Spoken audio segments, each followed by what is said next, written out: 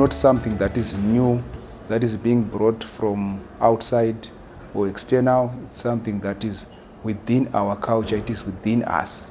If the children live with their kinsmen, they maintain their identity within the family. They also maintain their cultural heritage.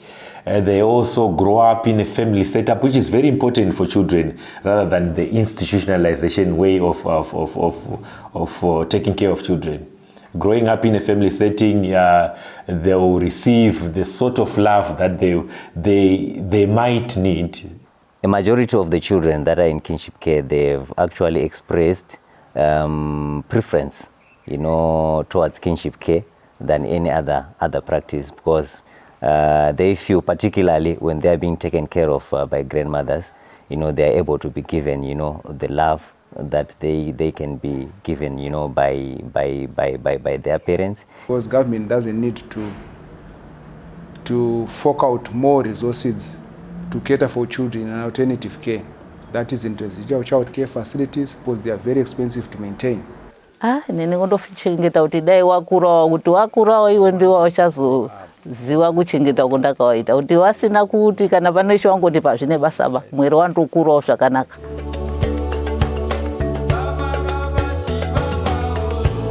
Matambudziko andosangana nawo ngekuti pamwe tinorima, pamwe unenge usina fertilizer yekuti uise mumunda imomo chikafu achiti. Kusaputa kwekuti kuunziwa chinhu here, kwekundoti wakafona pamwe ndipo tingotodii asi kwekuunzira chinhu kuti regai ndiunzire vana hakunaba. That the caregivers, sometimes they experience a lot of burnout, and they also need a lot of support so that they're able to take care of these children. Because of the generational gap between the caregivers, some of them are elderly. That generational gap, it also compromises on their capacity to parent the children. There is poverty. So you find that at times the relatives are burdened with caregiving, and at times because of lack of knowledge, some members will take advantages of the vulnerable children.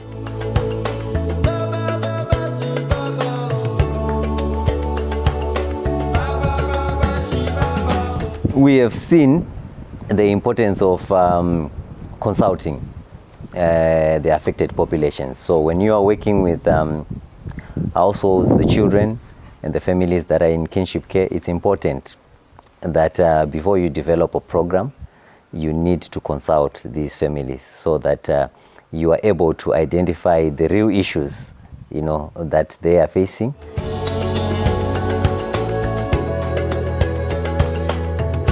So the National Alternative Care Policy,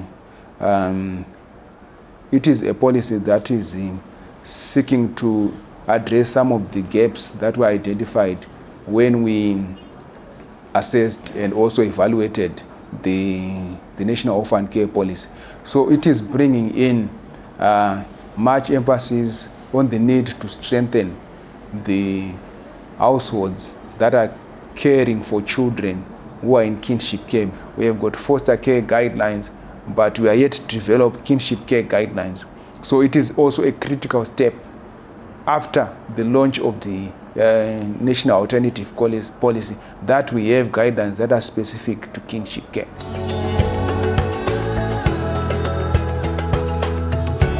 And then government has got a critical role as well in ensuring that there is increased public sector financing for all programs to do with children.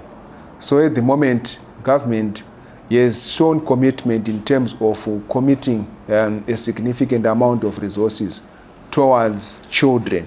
But still, I feel that this needs to be strengthened further, such that all children, irrespective of background, irrespective of their orphanhood status, they should be able to have their rights fulfilled by the state.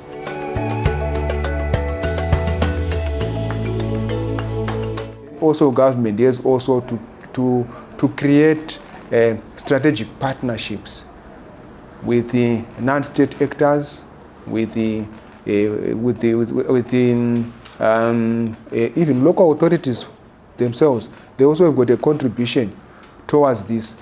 We have got also private players, we have got private companies through their corporate social responsibility arm. They can also provide support to some of these families, as well as communities, churches, the religious community. Especially in Zimbabwe, traditionally you would find that the religious community has been playing a big role in terms of supporting children.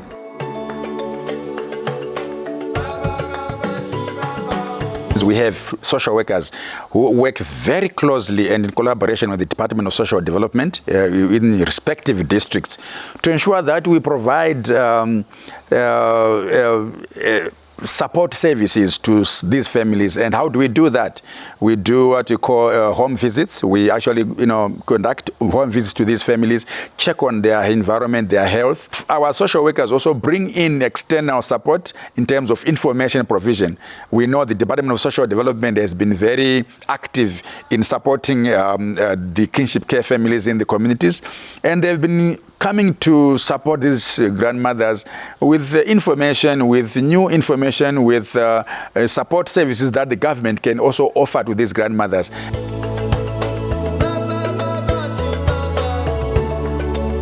Ngotokurukura kuti kwavhikuona angonga abura kamari kake kakandoti kana totenga kana kambudzi kekuti kana ikaberekawo tingoona zvekutengesa tichindoona kubatsirikana. Umwe naumwe kuona zvaangonga achifunga ndizvaangonga achidini achichitaura kuti inini yangu idaendati zvakati ini daendati zvakati.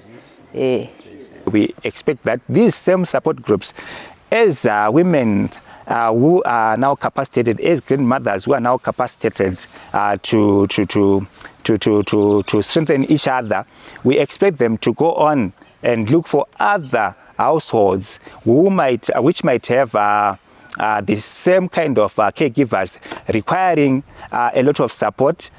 Ngototi gatiite kuti waone kudzidza izvo tikunge tichiita tikaregera pamwe awayo vari kutibatsira washatiwo pamwe mari hatisisina ba saka tingonge tiri kudaro kuti tidini waone kudzidza.